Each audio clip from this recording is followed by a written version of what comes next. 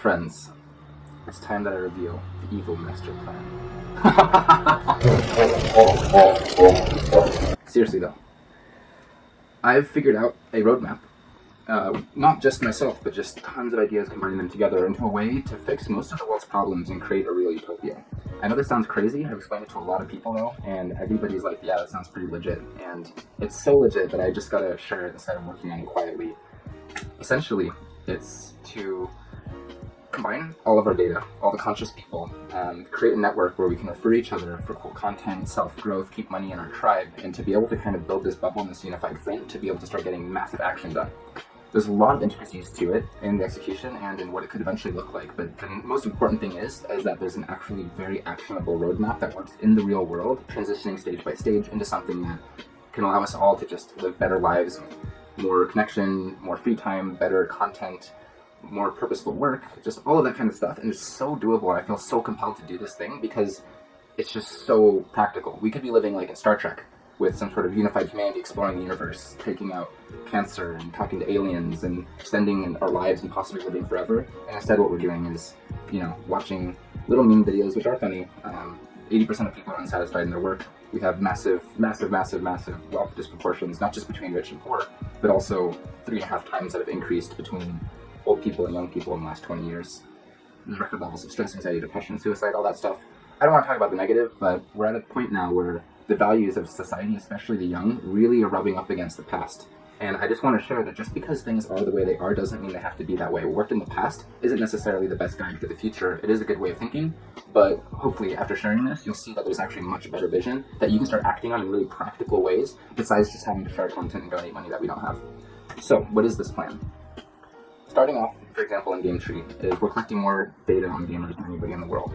We're having psychology tests, gamer DNA tests, social networks, things like that, people rating all the games. It's giving us a lot of insight into what people do for fun, how they think, and eventually get more and more into the psychology of understanding people's personas, common patterns, and then expanding it from Gametree into WeTree, a vision that is sort of encapsulated by the tree of life, that everything's connected, and create a giant neural network, or AI, where we can have all of our data so that we can explore the world's possibilities.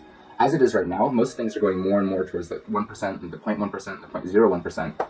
But with more people, a bigger digital footprint, by having some sort of really strong recommendation AI, you can figure out, based on your biology, the patterns you exhibit in your behaviors, your life situation, what's the best insurance plan for you. And you'd be pre-qualified for it. It matches your personal values, your life situation, your tastes, risk tolerance, or who should you date? What should you major in college? What job should you have? Which companies should you work at? What's the best movies, books, fashion, TV shows, friends to hang out with? All of this is so doable if we just have a giant database of all of our information. It has to be a really trustworthy thing, which is why Gametree started off founded as a public benefit corporation. We'll do some equity crowdfunding along the way, so it's not just controlled by a few investors, but by the population at large. Transitioning into WeTree, expanding that out to every industry, allowing people to build an ecosystem of applications around that so we can just have really highly personalized services that are the true thing that's going to unlock the next industrial revolution. And right now, we're getting more suspicious of big companies not wanting to share our data, moving against the flow that's going to create the next massive exponential unlock of human potential.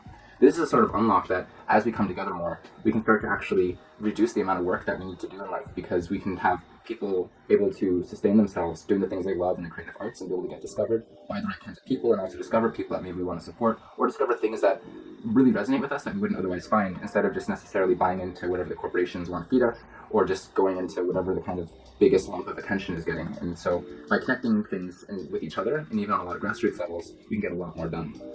So once we have WeTree as this personal recommendation service for everything in the world, then we create a bank. Everybody hates the banking industry.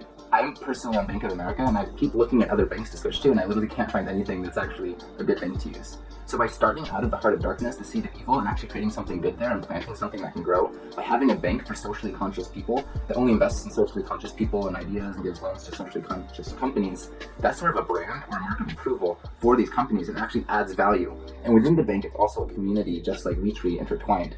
So if you want to see a doctor, or you want to listen to some music, or just whatever it is, you can kind of choose to have a preference to find people within the network who you'd actually rather be giving your money to on a more level. And just like a lot of other kinds of communities, for example, like Chinese people or Jews or things like that, in the past it's a really successful strategy to keep money in a community, and the same thing can happen, but rather based on like religious ties or ethnic ties. It'll be based on common values. But right now we're like a billion different voices all trying to pull in different directions, but by unifying and having some sort of proof-marked thing that can put people together, then we can actually start to create a lot bigger ideas and mobilize on massive change. We can create and kill companies, pass legislation, get people elected very easily on a unified platform that would also be plugged into tons of other social organizations.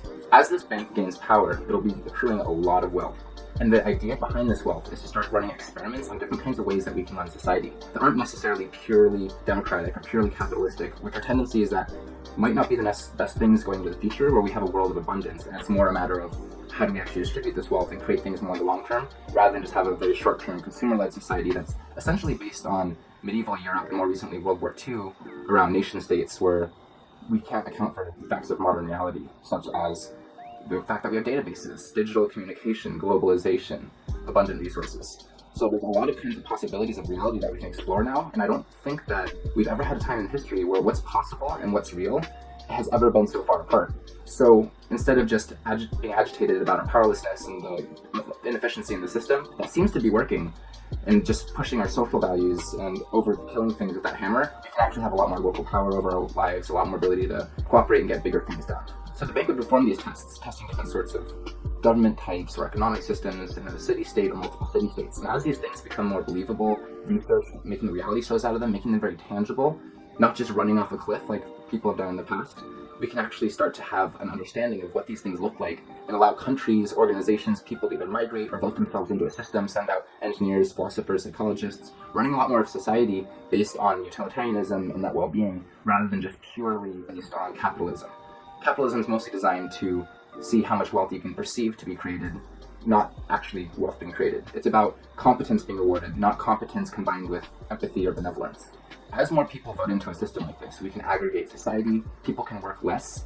Right now, with a higher amount of trust, we could actually get rid of a large majority of jobs. We wouldn't need retail, we wouldn't need marketing, sales, insurance. We could cut entire industries and literally just pay people that much money and have a more efficient system, because in a higher trust society, you don't need as many security guards. You don't need people making sure, tracking, exchanging things at a restaurant, for example. A lot of things can be automated. A lot of things can be done on a higher trust system where we can all work less and get so much more. So the reason I'm sharing this is because through Gametree, this is already happening. But I realize that people need to understand where this is all going, and also this can scale so much. I'm going to be trying to get more into being a social media influencer. It's something I've been really resistant to, but I know that that's how the game's played, and I really appreciate your help, your support, if just liking or sharing content at all.